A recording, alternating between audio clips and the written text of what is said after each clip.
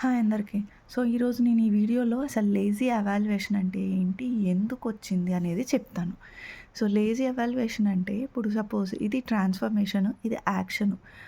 మనము ఏదన్నా యాక్షన్ చేస్తేనే షో కానీ, సెలెక్ట్ కానీ, రైట్ కానీ ఇది చేస్తేనే ఈ ట్రాన్స్‌ఫర్మేషన్ అనేది జరుగుద్ది.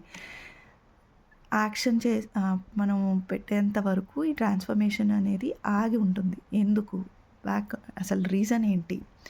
మనం ఇంతకుముందు వీడియోలో షఫుల్ రైట్, షఫుల్ రీడ్ చూసాం. షఫుల్ రైట్ అంటే డిస్క్‌లో స్టోర్ అయ్యి ఉంటది ఆ ఫైల్స్ అన్నీ. అవి కంప్రెస్ అయ్యి ఉంటది. షఫుల్ రీడ్ అంటే ఈ ఫైల్స్‌ని రీడ్ చేసేటప్పుడు అది డీకంప్రెస్ చేసి ఆ తర్వాత జాయిన్ ఆపరేషన్ అనేది జరుగుద్ది. ఇక్కడ డీకంప్రెస్ చేస్తున్నాం డేటాని. ఇదంతా ఎక్కడ స్టోర్ అయ్యి ఉంటుంది? ఇది ర్యామ్‌లో స్టోర్ అయ్యి ఉంటది. ర్యామ్‌లో స్టోర్ అయినప్పుడు మళ్ళీ డేటా కూడా డీకంప్రెస్ అయ్యి ఉంటది. సో, డేటా సైజ్ అనేది ఎక్కువ ఉంటుంది ఇక్కడ. అప్పుడు మనం ఏ యాక్షన్ పెర్ఫార్మ్ చేయనప్పుడు ఎందుకు ఆ ట్రాన్స్‌ఫర్మేషన్ జరగడం? ఏదన్నా యాక్షన్ పెర్ఫార్మ్ అయితేనే కదా ఆ ట్రాన్స్‌ఫర్మేషన్ మనం చేసేదానికి వాల్యూ ఉంటుంది. అందుకే ఇక్కడ మళ్ళీ డేటా అనేది డీకంప్రెస్‌లో ఉంటుంది. ఎక్కువసేపు ర్యామ్‌లో ఉంచదు. వన్స్ రైట్ చేసేసినాక డిలీట్ అయిపోతది ర్యామ్‌లో ఉన్న డేటా. అందుకే యాక్షన్ పెట్టినప్పుడే ట్రాన్స్‌ఫర్మేషన్ అనేది జరుగుద్ది.